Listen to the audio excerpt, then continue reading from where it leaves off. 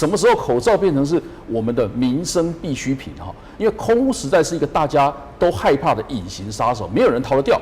好，所以我们今天要特别跟大家探讨哈，空污对咱台南市民的影响，我们应该要怎么办？好，那我们最基本的，我们要定自治条例啊。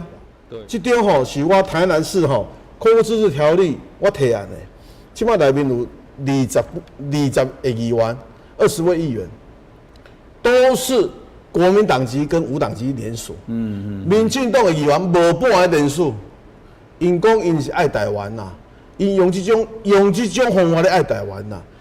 要害台南市的市民啦，政府可以采取一些强制性的作为哈，那保护大家的健康。啊，不，你起码都不要懂哈。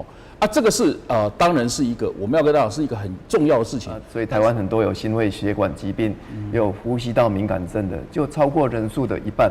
所以迄不是迄敏感的族群，不是干那少数啦，大家唔通感觉迄是对少数人啊，绝对不是我吼，足侪人一半以上拢是迄个对空气污染的受害者，会去有影响到安尼吼。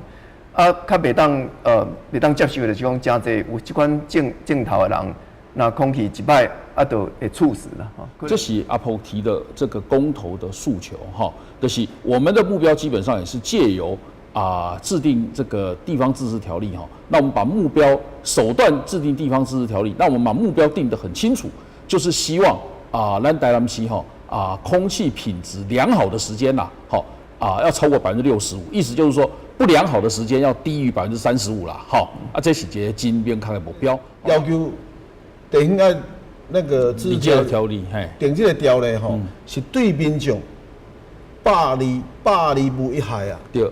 今仔日赖清德已经离开台南市嘛，我提出我有说吼，民进党好多的议员啊，对，我讲赖清德已经离开啊，这民生问题，这为咱台南市民好的。大家来当跨党派啦，对，跨党派来处理。结果他们还是不签。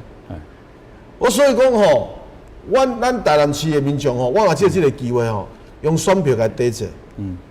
他们不是真正爱台湾，他们是在骗台湾。但是这不是咱地方的代志，咱地方受害，但这需要全国性配合来解决。